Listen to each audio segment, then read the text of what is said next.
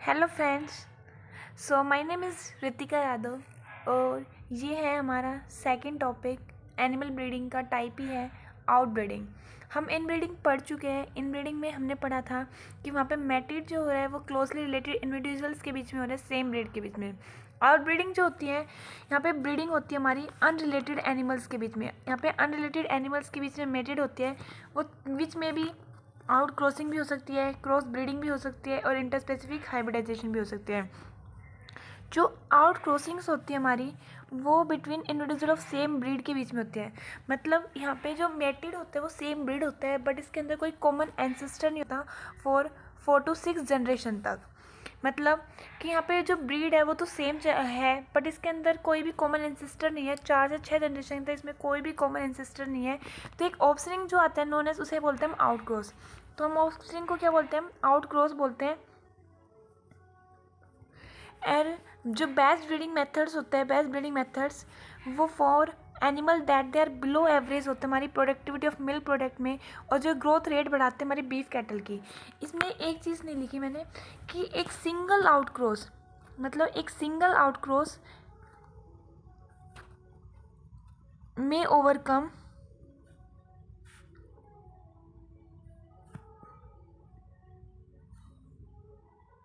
इन breeding depression से आ सकते हैं बाहर। आपको मैंने पढ़ाया ही था पिछली लेक्चर में इनब्रीडिंग डिप्रेशंस क्या होते हैं। यहाँ नहीं लिखना, चलो वैसे ही बता देती हूँ। इनब्रीडिंग डिप्रेशन मैंने पिछले लेक्चर में बताया था क्या होता है कि जब अगर हम क्लोजली रिलेटेड इंडिविजुअल्स के बीच में, मतलब क्लोजली मैटेड करा रहे हैं, मतलब कि कंटिन्यू ब्रीडिंग कराते जा रहे हैं, कंटिन्यू ब्रीडिंग कराते जा रहे हैं, इनब्रीडिंग कराते जा रहे हैं, तो जिससे हमारी जो फर्टिलिटी और प्रोडक्टिविटी रिड्यूस होती जा रही है, जिससे हमारी इनब्रीडिंग डिप्रेशन कॉज हो रहे हैं। तो अगर मैं एक सिंगल आउट क्रॉस करा दूंगी तो मेरे इनब्रीडिंग डिप्रेशन से मैं ओवरकम आ सकती हूँ। मतलब कि मान लो अब जैसे मैं मेटेड करा रही थी प्रोजेनी को, तो फिर उसी प्रोजेनी को दोबारा कराया, फिर उसको मतलब कराते जा रही हूँ, कंटिन्यू प्रोजेनी बनती जा रही है, फिर उनको मेटेड करा रही हूँ, फिर बनती जा रही है, फिर कराते जा रही हूँ। तो मैं एक अनरिलेटेड एनिमल से करा दूंगी तो मेरा क्या हो जाएगा कि जो प्रोजेनी है अब वो क्या हो जाएगी, इनब्रीडिंग डिप्रेशन में नहीं रहेगी। मतलब वो आउट क्रॉस कराते ही इनब्रीडिंग डिप्रेशन से मैं ओवरकम आ गई। अब सेकंड है आउट ब्रीडिंग। तो जो आउट ब्रीडिंग होती है ना, वो बिटवीन डिफरेंट रिलेटेड ब्रीड्स के बीच में होती है। किसके बीच में होते हैं वो? बिटवीन डिफरेंट रिलेटेड ब्रीड्स के बीच में होती है। एंड डिफरेंट ब्रीड्स के बीच में इसमें हमारे जो सुपीरियर मेल और फीमेल को, ये दोनों डिफरेंट ब्रीड से होते हैं, इन्हें क्रॉस कराते हैं, मैटेड हो गए। अब इन दोनों की क्या होता है, इनमें दोनों की डिज़ायरेबल क्वालिटी आएगी।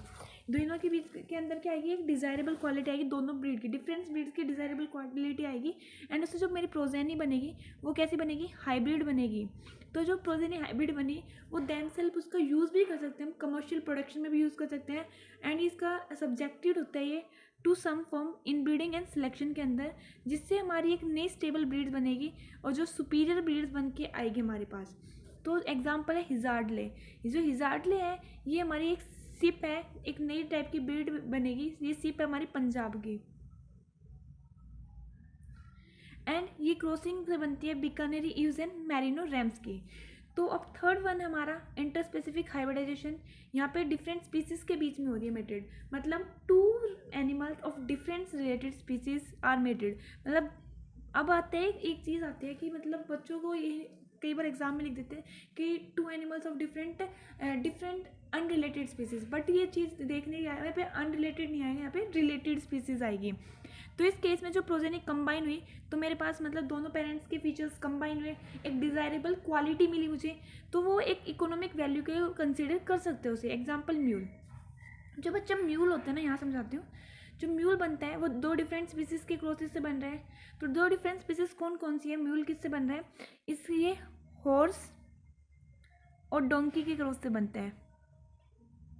अब ये आएगा कि क्वेश्चन कि हॉर्स मेल लेंगे या फीमेल लेंगे। तो हॉर्स हम लेंगे फीमेल और डोंकी लेंगे हम मेल, और इनको मेटेड कराएंगे, फिर हमारे पास क्या बन के आएगी? म्यूल बन के आएगी। तो कुछ नहीं है, टॉपिक आसान है बिल्कुल। आउटब्रीडिंग केस में अनरिलेटेड स्पीसीज़ के बीच में मेटेड करा रहे हैं। इसके अंदर हम 3 पढ़े हमने, out crossing, second one is the out cross breeding and third inter specific hybridisation. Out crossing के अंदर तो मेटेड हो रहे सेम ब्रीड में बट कोई कॉमन एंसेस्टर नहीं है। तो और सेकंड जो हमने पढ़ा उसके अंदर पढ़ा कि इसके अंदर डिफरेंट ब्रीड लिए, उनकी मेटेड कराई, प्रोजनी हाइब्रिड बन के आई, उनके डिज़ायरेबल फीचर्स आए। और जो हमारा इंटर स्पेसिफिक था इसमें 2 डिफरेंट स्पीसीज़ लिए, रिलेटेड स्पीसीज लिए, ना कि unrelated species. And thank you so much. अगर आपको मेरा चैनल पर अगर मेरा आपको पढ़ाया हुआ पसंद आया तो प्लीज़ मेरे चैनल को लाइक करना, शेयर करना, सब्सक्राइब करना।